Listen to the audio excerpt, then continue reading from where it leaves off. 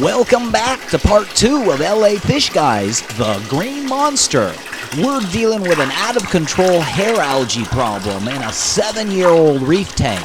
We've decided to get a little radical and completely overhaul the tank.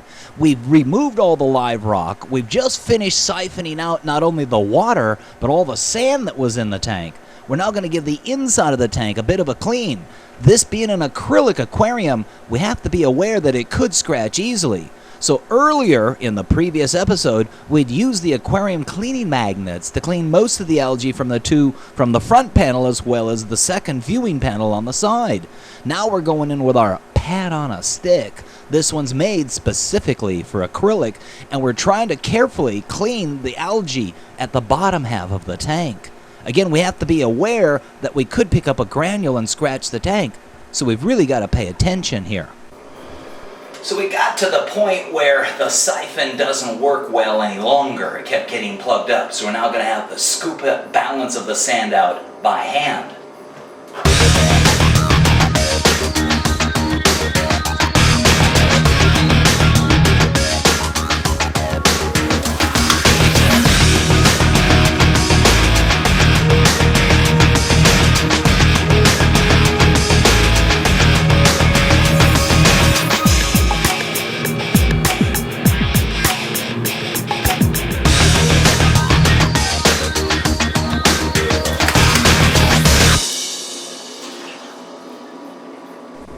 And then once we have all the sand out, we're going to use the little sump pump to pump out the balance of the water. We'll pump this down the floor drain that's behind the tank.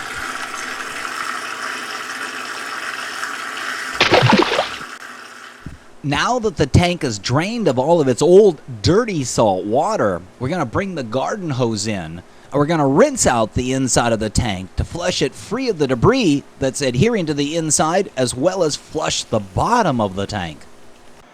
So you can see that we've got all the live rock out of the tank, almost all the sand. We're going to take and scoop that out here in just a moment. But at this point, other than an existing tank, it's going to be all new ingredients, which will be live rock, sand, not live sand, dead sand, and of course new real ocean water. And so with the few flicks of the wrist with the scooper, we can get the rest of that sand out of the tank. Outside, David's been rinsing the new sand, getting it free of all the fine dust before we bring it back in and introduce it into the tank. We've got 150 pounds that we're going to put in. I think we've got about 150 pounds that we took out. So why not live sand, you ask? We're putting in live rock. Well, I guess the answer comes down to two. One, it's tough economic times, and not everybody wants to put all the money out for the real stuff. Two, for the last 7 years, it's been live sand. And other than collecting more debris, I guess I never really found any real benefit from it. Not to say that it isn't beneficial, but in my case, a service business, I'm only here every 2 weeks. And in this case, the homeowner is not an active member of the maintenance team. What I mean by that is, other than wanting to look at and feed, he has no other involvement. And since I'm only here every 2 weeks, I don't have the luxury of time to get involved in the intricacies of a living sand bed. Something that a reef hobbyist would have his hands in the tank on a daily basis, I have to set up when it's only addressed every 2 weeks.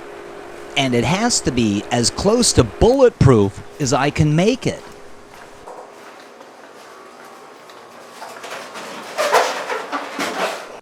The live rock that we're now going to put in is actually rock that's been from a previous tank. I've held it in that trash can as you saw in episode 1, starved of light, but certainly aerated well. We'll go ahead and start with this old base rock. We'll use it as foundation pieces inside the tank.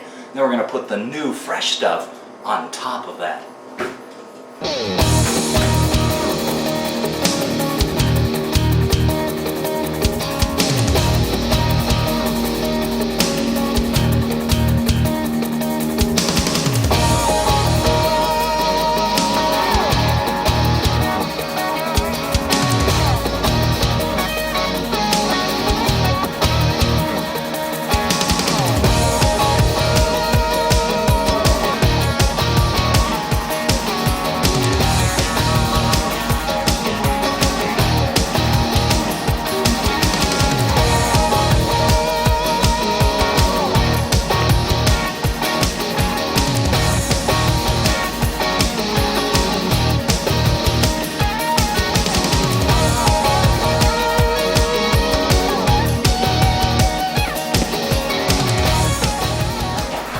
So believe it or not, we've actually gone through 150 pounds of live rock.